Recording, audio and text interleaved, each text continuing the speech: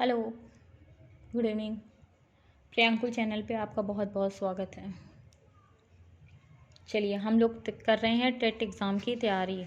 ठीक है, TET super TET हर exam में आपकी हिंदी कंपलसरी है। तो आपको मतलब मैं हिंदी की तैयारी करवा रही हूँ आपको सारे एग्ज़ाम्स के लिए।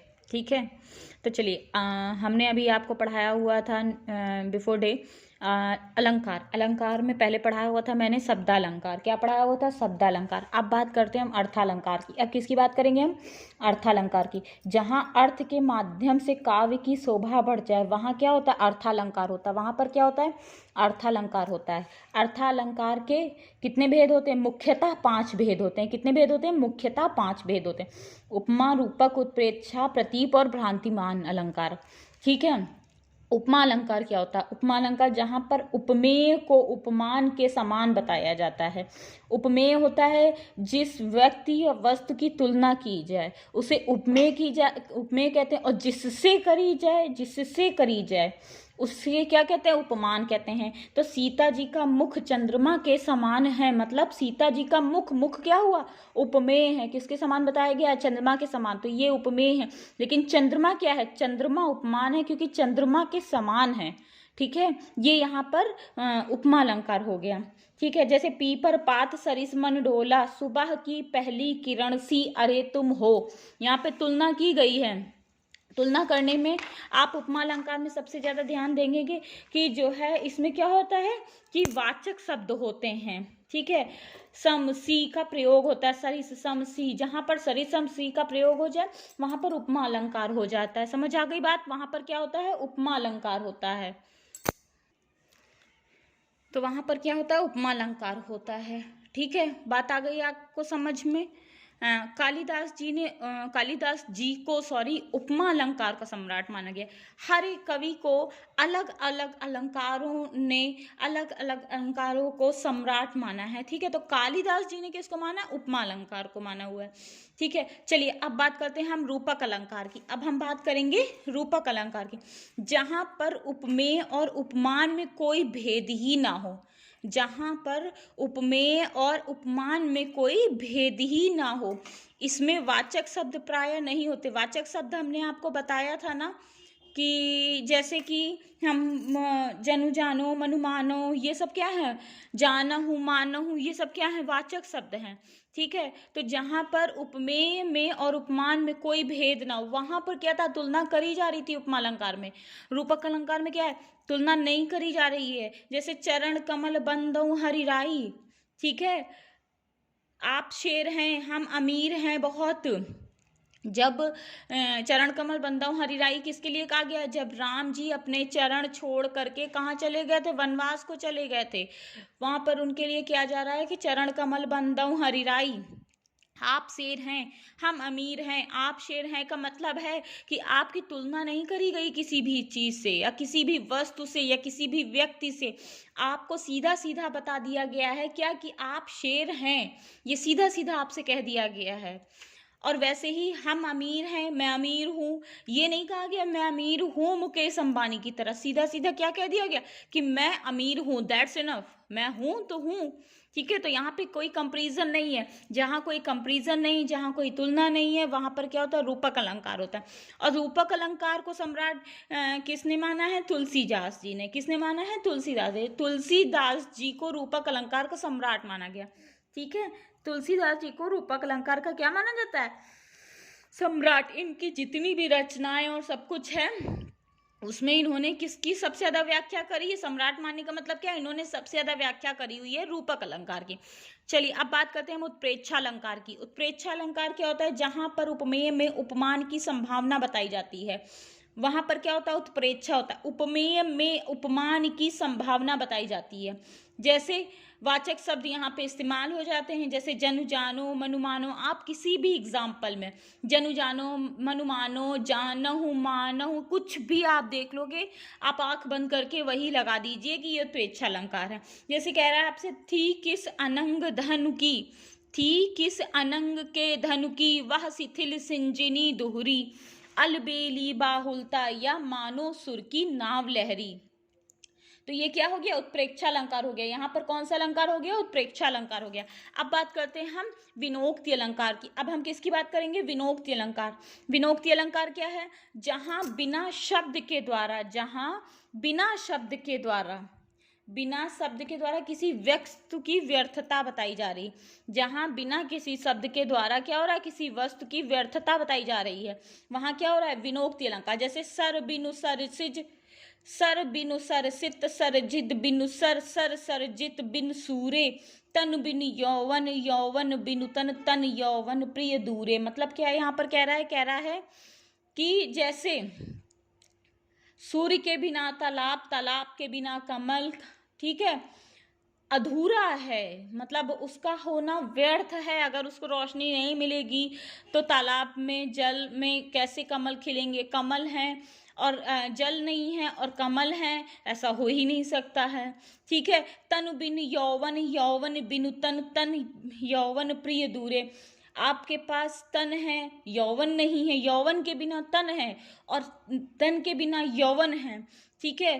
तो अगर इन दोनों में से कोई भी एक चीज है और दूसरी नहीं है तो वो क्या है, व्यर्थ है। लेकिन अगर आपके पास दोनों है और प्रिय नहीं है, उसको देखने के लिए कोई नहीं है, ठीक है, जो हम श्रृंगार रस में जो भी हम लोग पढ़ते हैं, ठीक है, तो वहां पर क्या है, दोनों है लेकिन प्रिय नहीं है, तो आपका उस चीज का होना बिल्कुल व्यर्थ है। चलिए अब बात करते हैं हम मानवीकरण अलंकार की। किसकी बात करेंगे हम, मानवीकरण अलंकार की। जहां निर्जीव सजीव की भांति कार्य करे, या तो फिर सीधा सीधा निर्जीव को ही सजीव मान लिया जाए, वहां पर क्या होता है, मानवीकरण अलंकार होता है। वहां पे कौन सा अलंकार होता है, मानवीकरण अलंकार होता है। जैसे देखते हैं हम एग्जाम्पल, जब जब बाहें उठी मेघ की, धरती का तन मन लहका है, ललका है, जब जब मैं गुजरा पनघट से, पनिहारिन का घट छलका है। मतलब जब जब बाहें उठी मेघ की, जब जब बादल बरसने के लिए हुए, तब तब धरती प्रफुल्लित हो गई, खुश हो गई, उसका मन क्या हो गया, ललक गया है, अत्यधिक खुश हो गई है। जब मैं गुजरा पनघट से, जब भी मैं पनघट की तरफ से गुजरता हूँ तो क्या होता है, पनिहारिन, जो पनिहारी होती हैं, जो घड़ा भर के पानी लेकर जाती हैं, उनका क्या होता है, उनका घट, मतलब उनका घड़ा से जल छलकने लगता है हमारी खुशी के मारे यहाँ पर। तो ये क्या है, मानवीकरण अलंकार हो गया। अब बात करते हैं विरोधाभास अलंकार की। अब किसकी बात करेंगे हम, विरोधाभास अलंकार की। जहां पर दो विरोधी तत्व एक जगह पर पाए जाते हैं, जैसे जे जे नीचे हैं चले, ते ते ऊंचे होए, ठीक है। तो जहां पर विरोधी क्या, एक दूसरे के जस्ट अपोजिट, विरोधी क्या है, एक दूसरे के जस्ट अपोजिट। जे जे नीचे हैं चले, जितना जितना वो नीचे चलते हैं, तेते ऊंचे हो, उतना ही क्या होता है, ऊंचे हो जाते हैं। मतलब यहाँ पे विरोधाभास है ना, लोग कहते हैं कि हम ऊंचा बनने के लिए झुकेंगे नहीं, हम किसी के सामने झुकेंगे नहीं। तो इसका अर्थ क्या है कि जैसे जो पेड़ बड़े होते हैं, जो पेड़, देखिए आप लोग देख रहे हो, पेड़ ही देखो दिख रहे हैं सामने, जो पेड़ तने खड़े रहते हैं वो क्या होते हैं, अक्सर आंधी तूफान से क्या होते हैं, वो टूट जाते हैं आंधी तूफान आने पे। लेकिन जब जो पेड़ छोटे हैं, वो जैसे ही आंधी तूफान आती है वो उसी के अनुसार अपने आप को ढाल लिए और क्या होते हैं, झुक जाते हैं। क्या करते हैं, झुक जाते हैं और आंधी तूफान चला जाता है, फिर खड़े हो जाते हैं।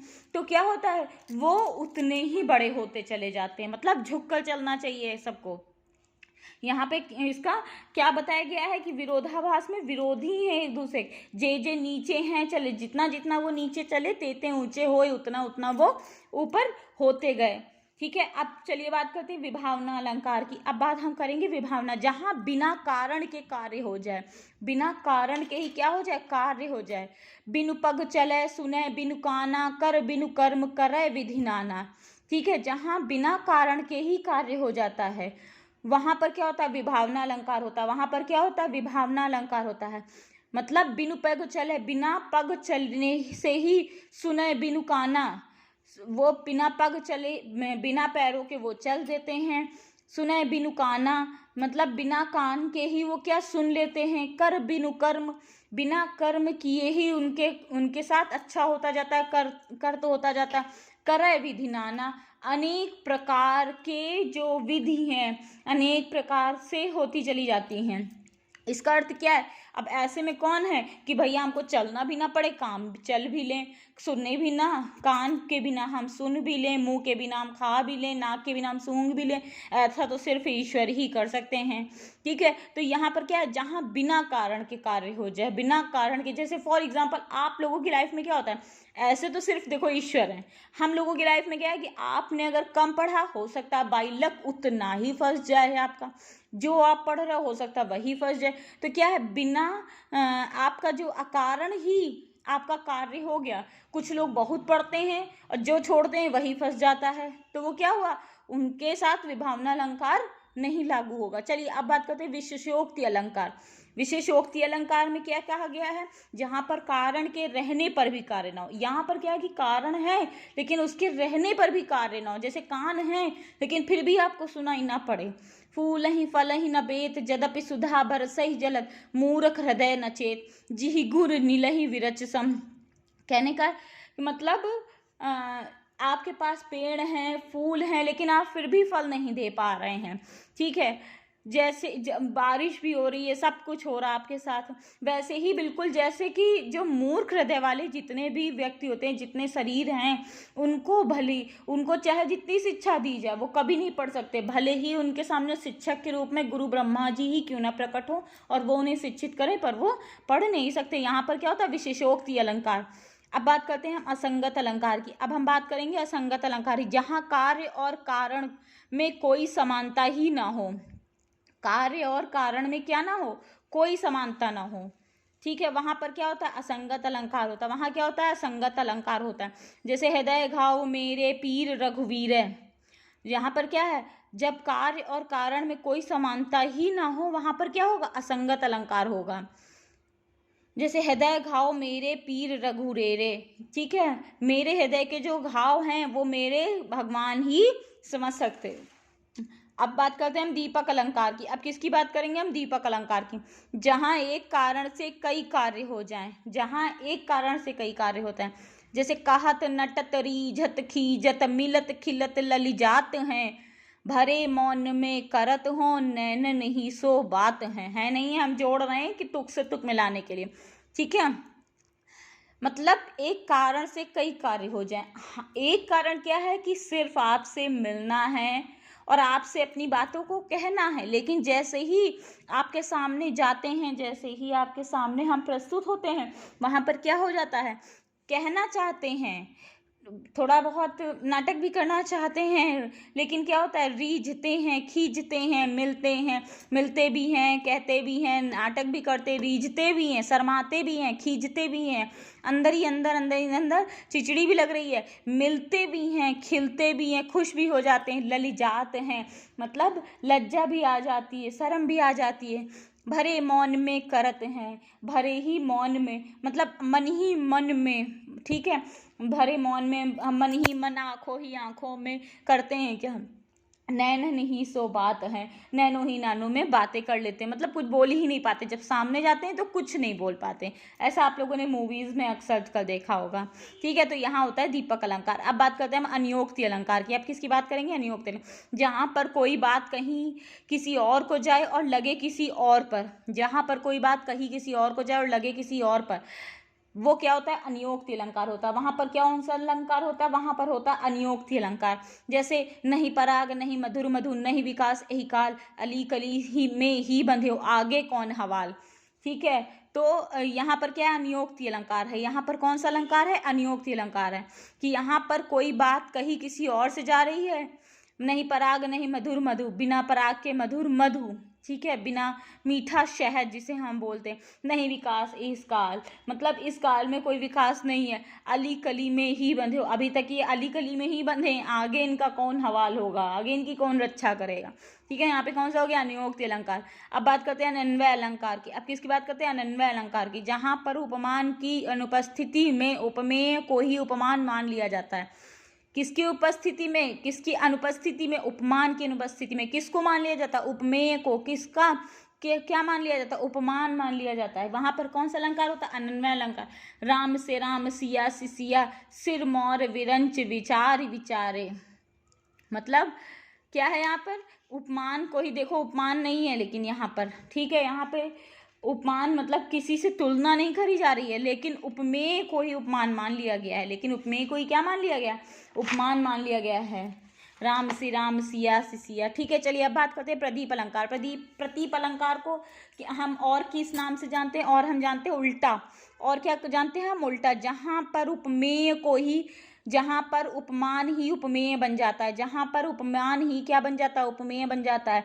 जैसे अनुकृति ना जिसकी हो सकी, ऐसा रूप तूने पाया, उपमान खुद सिमट कर उपमेय में समाया।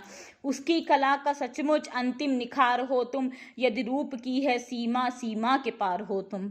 मतलब यहाँ पर उपमान को ही उपमेय मान लिया गया कि अगर रूप की भी कोई सीमा होती है तो उस सीमा के भी पार हो तुम। यहाँ पर क्या हो? कौन सा अलंकार होगा? प्रतीप अलंकार। कौन सा अलंकार? प्रतीप अलंकार। चलिए अब बात करते हैं भ्रांतिमान अलंकार की। जहाँ किसी व्यक्ति वस्तु के स्थान पर भूल से दूसरे का भ्रम हो जाए। यहाँ पर भ्रम हो रहा है, ध्यान दीजिएगा। भ्रांतिमान में क्या होता है? भ्रम होता है। जैसे नाक का मोती अधर की कांति से, बीच दाढ़ी का समझकर भ्रांति से, देख कर सहसा हुआ सुख मौन से, सोचता हूँ दूसरा सुख कौन है। मतलब यहाँ पर कि ये एक विचार कर रहा है, लेकिन यहाँ पर इसको भ्रम हो गया कि नाक की मोती जो है वो अधर की कांति से, वो अधर की मतलब ललक से, चमक से, बीच दाढ़िम का समझकर, दाढ़िम का बीच समझकर भ्रांति हो गई, उसको भ्रांति से समझ गया। देखकर सहसा हुआ सुख मौन से, ये देखकर बिल्कुल वो शांत हो गया। सोचता हूँ दूसरा सुख कौन है, वो सोच रहा है कि दूसरा सुख कौन है। यहाँ पे कौन सा अलंकार है? भ्रांतिमान अलंकार है। क्यों? क्योंकि यहाँ पे भ्रांति पैदा हो गई। संदेह अलंकार, संदेह अलंकार में वहां पे भ्रांति पैदा हुई, यहाँ पे संदेह पैदा हो जाएगा। जैसे जहां दूसरी व्यक्ति या वस्तु का संदेह हो जाता है। जैसे आपने बहुत ही कॉमन आपने ये सुना होगा, नारी बिच सारी है कि सारी बिच नारी है, कि नारी ही की सारी है, कि सारी ही की नारी है। यहाँ पे द्रौपदी के लिए कहा गया है, जब उनका चीरण होता है, श्री कृष्ण जी उनको बचाने आते हैं, तो साड़ी कितनी लंबी होती चली जाती है, इतनी लंबी होती चली जाती है कि वहां पर सभा में बैठे लोग ये कहने लगते हैं कि समझ में नहीं आ रहा, संदेह हो गया है कि नारी के बीच साड़ी है कि सारी बीच नारी है, कि नारी बीच साड़ी है कि सारी बिच नारी है, कि साड़ी ही की नारी है, कि नारी ही की साड़ी है। ये उनको क्या हो जाता है? संदेह हो जाता है। चलिए अब बात करते हैं मिलित अलंकार की। किसकी बात करते हैं हम? मिलित अलंकार की। मिलित का अर्थ क्या होता है? मिलित का अर्थ होता है मिल जाना। मिलित का अर्थ क्या होता है? मिल जाना। जहां पर दो वस्तुएं ऐसे मिलें कि फिर भिन्नता ही ना हो, वहां पर कौन सा अलंकार होता है? मिलित अलंकार। आपका वीडियो बहुत लंबा हो रहा है, इसलिए हम थोड़ा सा जल्दी कर रहे हैं, ठीक है, जिससे आप लोग कहते हो छोटे छोटे सुनने में हमको ज़्यादा मतलब कि वो समझ आता है, कंपेरिजन इसके कि हम आधे घंटे का एक वीडियो देखें। चलिए हम कोशिश करते हैं। वरनवास सुकुमारता सब विधि रही समाय, पांखुर लगी गुलाब की माला न जानी जाए। यहाँ पर क्या है? मिलित अलंकार है। अब बात करते हैं हम उन्मीलित अलंकार की। अब किसकी बात कर रहे हैं हम? उन्मीलित अलंकार की। मिलकर उभरना। उन्मीलित अलंकार का क्या अर्थ होता है? मिलकर उभरना, अर्थात अंतर स्पष्ट होना, अर्थात अंतर स्पष्ट होना। जब दो व्यक्ति वस्तु आपस में इस कदर मिल जाएं कि उसमें अंतर ही होने लगे, इसमें अंतर स्पष्ट होने लगे। जैसे मिली चंदन बेदी सबे, गोरे मुख न लगाए, ज्यों ज्यों मद लाली चढ़े, त्यों त्यों उधरत जाए। मतलब यहाँ पे चंदन की बेगी लगाने से जो गोरे मुख में नहीं लगाई जाती है, ज्यों ज्यों मद लाली चढ़े, जैसे जैसे वो लाली चढ़ती जाती है त्यों त्यों उधरत जाए, वैसे वैसे खाल जो है क्या होती है? उधरती चली जाती है। यहाँ पे कौन सा अलंकार है? उन्मीलित अलंकार। अब बात करते हैं दृष्टांत अलंकार की। जहाँ पर उपमेय, उपमान, साधारण धर्म, बिंब, प्रतिबिंब की झलक होती, वहां पर कौन सा अलंकार होता है? दृष्टांत अलंकार होता है। सोच आंख मजीठ कीनी, निपट कांची पोए, सुर गोपी मधुप आगे, ठरही दिन ही रोए, है ना, ठर कहीं दीनी हो। यहाँ पर क्या है? दृष्टांत अलंकार है। यहाँ पर उपमेय और उपमान दोनों और साधारण धर्म बिंब प्रतिबिंब की झलक यहाँ पर क्या हो रहा है? दिखाई दे रही। चलिए अब बात करते हैं उल्लेख अलंकार की। अब बात करते हैं हम उल्लेख अलंकार, जहाँ पर एक तथ्य की विवेचना कई ढंग से करी गई हो। जैसे जाकी रही भावना जैसी, प्रभु मूरत देखी ती तैसी। यहाँ पर क्या है? उल्लेख अलंकार। यहाँ पे उल्लेख किया जा रहा है, एक तथ्य की विवेचना कई तरह से करी जा रही, जिसकी जैसी भावना है वो ईश्वर को वैसा ही समझता है, ठीक है। चलिए अब बात करते हैं उदाहरण अलंकार की। जहाँ किसी बात को कहने के लिए उसे सदस्य समान कोई दूसरी बात उदाहरण के रूप में लाई जाए। जैसे अमोदिनी तुझको कौन छिपा सकता है, बैठी है सीता राम के भीतर जैसे विद्युत धुनि घनश्याम के भीतर। ठीक है, यहाँ पर क्या है कि जो है कोई बात कहने के लिए श्रद्धा समान दूसरी बात का उदाहरण रूप में लाया जा रहा है कि उसको कौन छिपा सकता है जब उसके अंदर घनश्याम ही बैठे हुए हैं। ठीक है, चलिए ये हो गए आपके अलंकार। वीडियो आपका सॉरी फिर भी थोड़ा इतने अलंकार थे, अर्थालंकार थोड़ा ज़्यादा लंबा है कि कोई भी पूछा जा सकता है, तो आपको फॉर एग्जाम्पल के लिए जल्दी बता दिया है। 20 मिनट का हो गया है तो माफ़ करिएगा, नेक्स्ट वीडियो में ध्यान रखेंगे। ठीक है, चलिए आज के लिए इतना ही। ज़्यादा से ज़्यादा मेरे चैनल को शेयर करिएगा, सब्सक्राइब करिएगा, लाइक करिएगा और पूरा फुल व्यू दीजिएगा। ठीक है, थैंक यू।